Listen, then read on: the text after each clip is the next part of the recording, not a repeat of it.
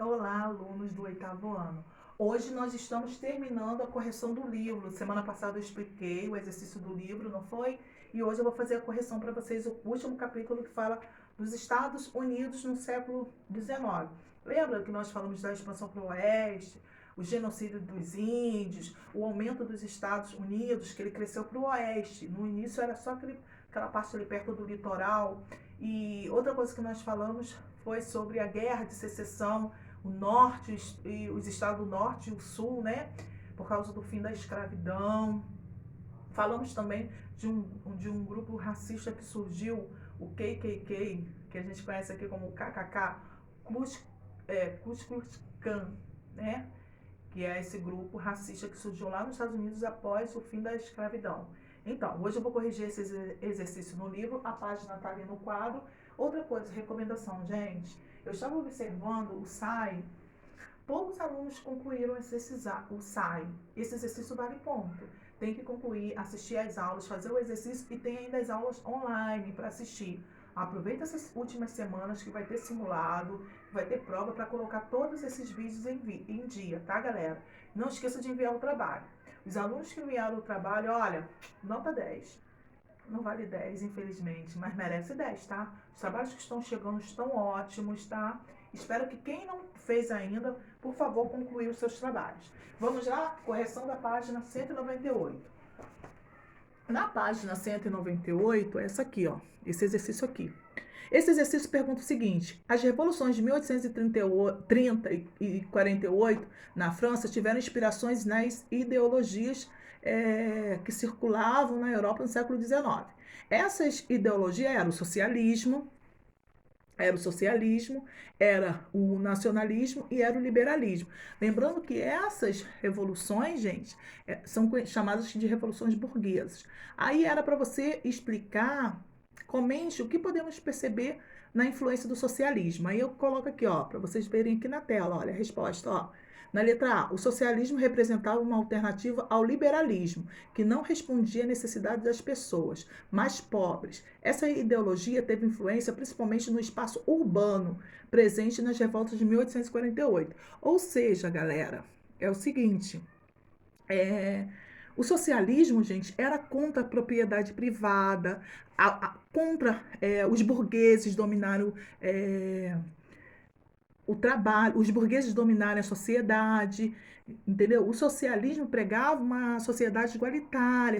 Lembra do socialismo? Karl Marx, Frederick Engels, que falava que a população tinha que fazer uma revolução, a revolução do proletariado, o proletariado tomar o poder. É essa ideologia que foi uma das bases para essa revolução de 1848. Outra ideologia foi o nacionalismo. Aqui na letra B, galera, na letra B, o que quer dizer o nacionalismo? As revoltas tinham como objetivo defender e buscar alternativas para a nação como um todo, não importando a dinastia no poder. Esse rompimento com a lealdade a uma dinastia, substituída pela lealdade à nação, e é tipicamente nacionalista. Esse sentimento nacionalista, gente, é aquela ideia de nação. Minha nação tem que ser a melhor e não mais defender o rei. Agora as pessoas querem defender a nação. E já o liberalismo, quem cria essa ideia de liberalismo é Adam Smith, tá? Que foi lá na Inglaterra. Já o liberalismo é uma corrente que prega liberdade. Liberalismo, liberdade, é o desejo maior pela participação política. As bases do liberalismo mobilizou muitos burgueses contra o governos nas revoluções. Porque o liberalismo, gente, de certa forma, é contra o regime absolutista. Porque no regime absolutista, as pessoas não tinham liberdade para decidir. Era o rei absolutista que dominava tudo. Então, o liberalismo prega a liberdade. Agora, galera, nós vamos lá para a página 200. Pega isso, o seu exercício da página 200. Na página 200, em conexão, está falando assim: as teorias em circulação no século XIX influenciaram diretamente na forma com que os estadunidenses brancos lidavam com os indígenas. Com base nisso, explique por que a propriedade dos nativos sobre suas terras não eram respeitadas. Lembra, gente, que aqui também não é respeitada, né, a propriedade dos nativos. Tinha até, gente, uma emenda constitucional lá nos Estados Unidos que dizia que quem chegasse nas terras, naquela expansão para o oeste, tinha uma emenda constitucional que estimulou muito o homem branco ir para a terra dos índios, que falava assim, se ele chegasse naquela terra, a terra era deles. O primeiro que chegasse na terra e desenvolvesse a terra era daquele proprietário. Mas a terra já era habitada pelos índios. E essa Constituição, essa emenda, não visava isso. Dava a entender que a terra não tinha dono, que não tinha ninguém habitando lá. Só que tinha, que eram os índios. Então, olha só, o que vocês vão escrever? Aqui, ó, a resposta. Vou mostrar aqui para vocês, para facilitar para vocês. Aqui, ó. Porque os indígenas que viviam nas terras conquistadas pelos estadunidenses não eram brancos e, por isso, não eram considerados cidadãos de nenhuma nação respeitada pela sociedade dos Estados Unidos da América. Ou seja, as terras dos índios não eram respeitadas porque eles não eram brancos. Se não são brancos, não são considerados cidadãos de nenhuma etnia. Por isso que tinha essa emenda que dava o direito de qualquer homem branco que chegasse na região dominar a terra, seria o dono. Agora na página 203, galera, vai lá na página 203. Na página 203, após a restauração francesa, por que ocorreram revoltas de 1830? Gente, é porque depois da Revolução Francesa, que derrubou o rei, que entrou Napoleão Bonaparte, aí quando Napoleão Bonaparte perdeu o governo, voltou o rei e depois acabou até o sobrinho de Napoleão governando a França. E o que acontece? Aí, após essa restauração, por que ocorreu a revolta de 1830? A gente tem que saber por que ocorreu essa revolta.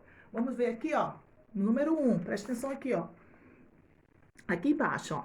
Porque os burgueses e trabalhadores não aceitavam o retorno do absolutismo, de tal qual era praticado no antigo regime. Então, olha só, em 1830 teve revolução porque os burgueses e os trabalhadores não aceitavam a volta do absolutismo. Essa revolução de 1830 e 1848 é uma revolução dos burgueses e dos trabalhadores, tá?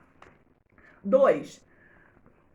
Questão 2, olha aí para a questão 2, gente. Nos Estados Unidos da América, por que a expansão territorial do país foi uma das causas da Guerra Civil? Vamos para a resposta? 2, aqui, ó.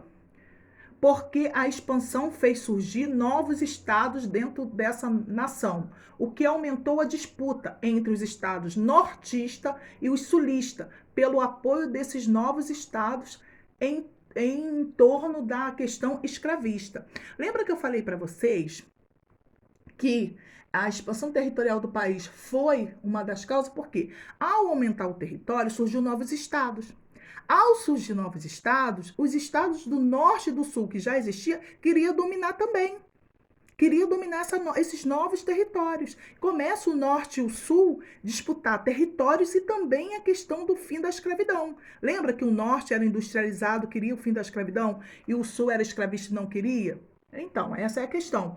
O estado do norte e do sul disputando o domínio desses novos estados que surgiram no oeste e também a questão da escravidão. 3. Quais foram os resultados da Guerra Civil dos Estados Unidos? Aqui, gente, ó. A 3. O resultado: os cativos foram libertos e se tornaram cidadãos em todos os estados. E o Sul precisou ser reconstruído pelos nortistas, porque foi arrasado na guerra.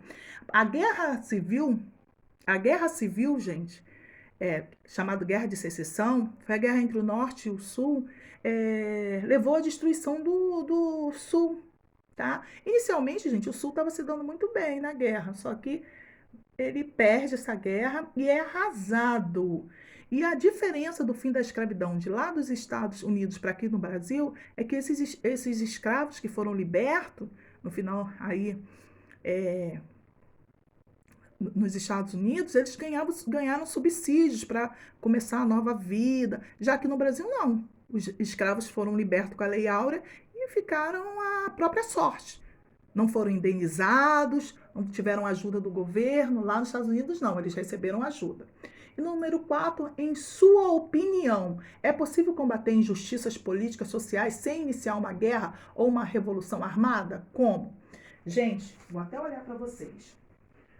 Atualmente a gente está vendo lá nos Estados Unidos e aqui no Brasil também, esse debate das injustiças políticas. A gente viu, né, recentemente nos Estados Unidos várias manifestações em relação ao racismo, né?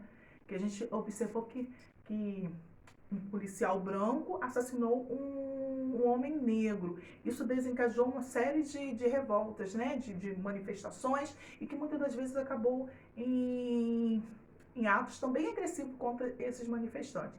Será que a forma correta é essa? De se manifestar, de sair às ruas, em vez de fazer uma guerra? Porque quando a população lá dos Estados Unidos saiu às ruas para manifestar, era uma forma deles mostrarem, gente, que não estavam concordando. Mas essa manifestação, gente, tem que ocorrer de forma pacífica. Porque se você levar a guerra, se você sair na rua para matar o homem branco, você está se igualando ao que o homem branco fez com o negro, não é mesmo? Então, tem como, na sua opinião, tem como buscar uma justiça, combater o mal, o racismo, sem ter uma guerra armada? Porque lá nos Estados Unidos teve a guerra armada, o norte contra o sul, né? Porque o norte queria o fim da escravidão e o sul não. Agora, a última página, 204, aqui ó, o quadro conceitual. Na França teve duas revoluções, né? 1830, que foi que derrotou a dinastia Bourbon, tá? E teve a 1848, que derrotou Luís, o rei burguês. Essa de 1848 também é chamada de Primavera dos Povos, porque o povo criou consciência política, tá? E aqui tem a Guerra Civil, que foi lá nos Estados Unidos. Uma das causas é porque o norte industrializado queria abolir a escravidão. Por querer abolir a escravidão, o que acontece? Acaba na guerra. E por hoje é só, tá, galera? A nossa correção tá indo uma revisão para vocês também na folhinha, tá? E até a próxima aula. Não esqueça de fazer o exercício no AVA, tá? Beijo, tchau!